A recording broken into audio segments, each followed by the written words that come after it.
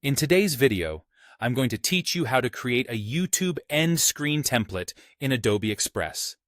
By the end, you'll have a clean, reusable design that helps viewers know exactly what to watch next and encourages them to subscribe. Start by opening Adobe Express in your browser or on the mobile app. The interface is simple on both, so pick whichever is most convenient.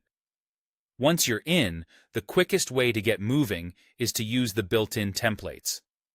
Head to the search bar and type YouTube End Screen.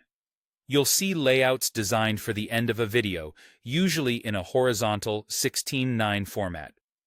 Pick a style that matches your vibe: minimal, bold, playful, whatever suits your channel.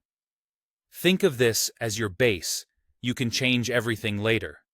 Now it's time to add your branding.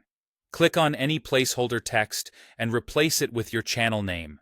A short call to action like subscribe, and any brief message you want viewers to see in the last moments of your video. Keep copy tight and purposeful. Less is more here. Choose fonts that feel on-brand and easy to read at a glance. High contrast is your friend. Dark text on light backgrounds or vice versa will pop. Bring in your logo and brand colors so the template looks unmistakably yours. Use the color picker to apply your palette to backgrounds, shapes, and text. Consistency builds recognition, so repeat a few core colors rather than using too many. If you have a signature accent color, reserve it for the subscribe or watch next prompts to draw the eye. Next, insert elements to guide where your recommended videos will appear later on YouTube. Add thumbnail placeholders, simple rectangles or image frames, so you know exactly where to leave space for those clickable boxes. These are visual guides only. YouTube will add the actual elements during upload.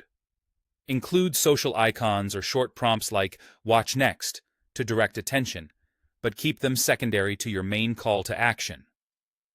As you arrange everything, make sure crucial text and graphics sit in the safe part of the screen.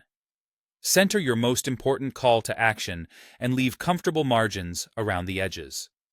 This helps protect your design from being clipped on different devices and ensures the YouTube end screen elements don't overlap your words. That's it. You've created a polished YouTube end screen template in Adobe Express that reflects your brand, highlights recommended videos, and keeps your message clear where it matters most.